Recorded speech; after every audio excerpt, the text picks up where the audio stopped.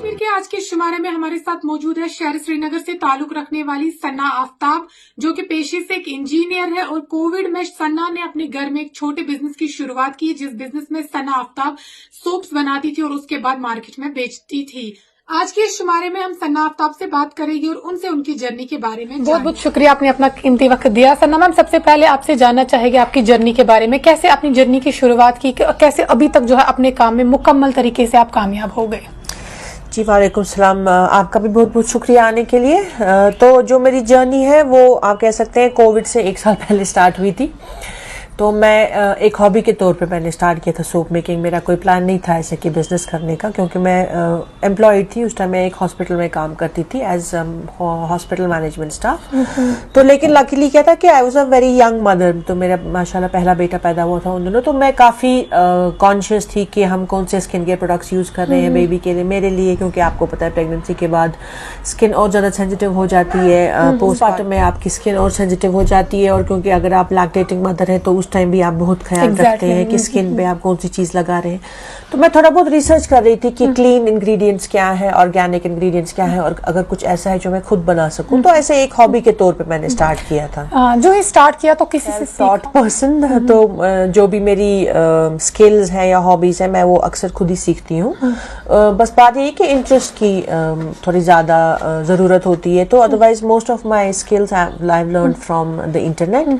और फिर आप वो, क्योंकि मैं साइंस स्टूडेंट रह चुकी हूँ तो थोड़ा बहुत केमिस्ट्री जानती हूँ मैं, तो पीएच लेवल, स्टेबिलिटी, ये वो। और फिर एक बार आप जब बेचना स्टार्ट करो तो आपको कस्टमर से भी फीडबैक मिलता है कि ये थोड़ा सा चेंज कर लो, सपोज पैकेजिंग में चेंज कर लो, या फ्रेग्रेंस में, या साइज में, या हार्डनेस में।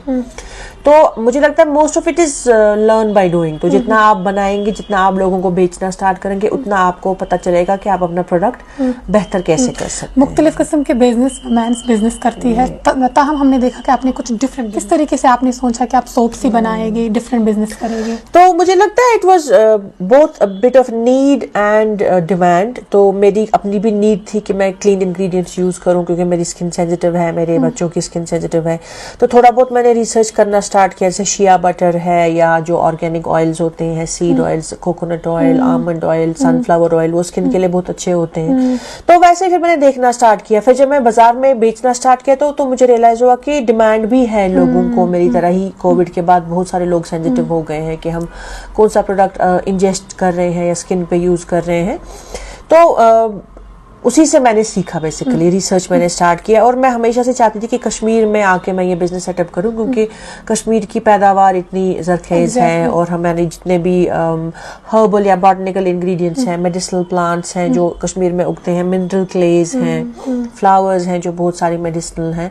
तो मेरा हमेशा से प्लान था कि कश्मीर में जो भी हमारी पैदावार है उसको हम यूज करके एक बहुत ही यूनिक D2C ब्यूटी ब्रांड हम बनाएं। तो किस तरीके से आप अपनी फैमिली को भी संभालती है, अपने बच्चों को भी संभालती है, और साथ ही साथ इस बिजनेस को भी संभालती है, थोड़ा सा बता दीजिएगा। तो I think it's all about time management. Of course हर चीज मुश्किल होती है, कोई चीज आसान नहीं होती, बट अगर आप एक बार ठान लो कि इस दिन में मुझे ये काम अचीव करना है, सुबह उठ के बच्चों को तैयार करके स्कूल रवाना करना है, फिर आप अपने बिजनेस के साथ स्टार्टअप हो जाओ, फिर शाम को बच्चे आएंगे वापस तो उनको भी टाइम देना है, तो कहीं ना कहीं आपको सैक्रिफाइस करना है। जैसे मेरी कोई सोशल लाइफ नहीं है, तो अगर किसी रिश्तेदार के घर जाना या कोई फ्रेंड्स है कुछ है तो वो there is nothing of that sort. लेकिन मेरे को अपने काम और अपने बच्चों के साथ टाइम स्पेंड करने में जो सेटिस्फैक्शन मिलती है वो किसी और में नहीं मिलती है। End of course I don't have a job, right? तो मेरा बिजनेस ही मेरा जॉब एग्जैक्टली। तो पहली बार जब हम आए थे तो आप खुद अकेले ये बिजनेस संभालते थे। बड़ी खुशी की बात यह है कि आपने कुछ एम्प्लॉयज भी लिए हैं।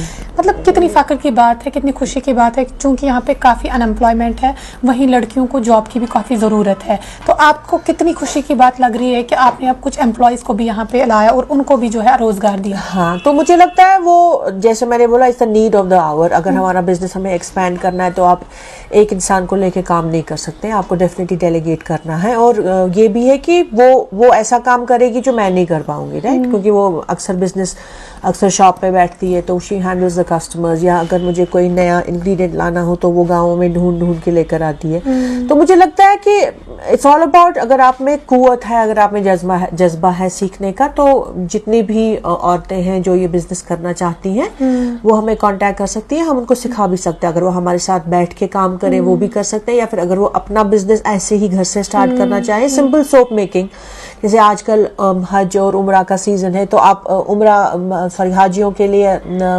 ऑर्गेनिक अनफ्रेग्रेंस सोप और क्रीम बना के आप थोड़ा सा दिखा दीजिएगा आपके सामने जो ये नए प्रोडक्ट्स नाशपाती और बॉटनिकल ऑयल्स की हमने सोप बनाई है। ये 100% ऑर्गेनिक है, इसमें कोई भी हार्श केमिकल नहीं है और मोस्ट इम्पोर्टेंटली इसमें कोई फ्रेग्रेंस नहीं है। तो जो भी हाजी हैं या उम्रा पे जाने वाले जो भी पिलग्रिम्स हैं, उनको अगर हलाल और अनफ्रेग्रेंस सोप चाहिए तो वो हमसे ले सकते हैं। उसके अलावा ये 2 नए प्रोडक्ट्स हमने लॉन्च किए हैं खासकर समर मंथ्स के लिए, क्योंकि स्किन आपकी काफ़ी डैमेज हो जाती है, सन की वजह से हाइपर पिगमेंटेशन हो जाती है।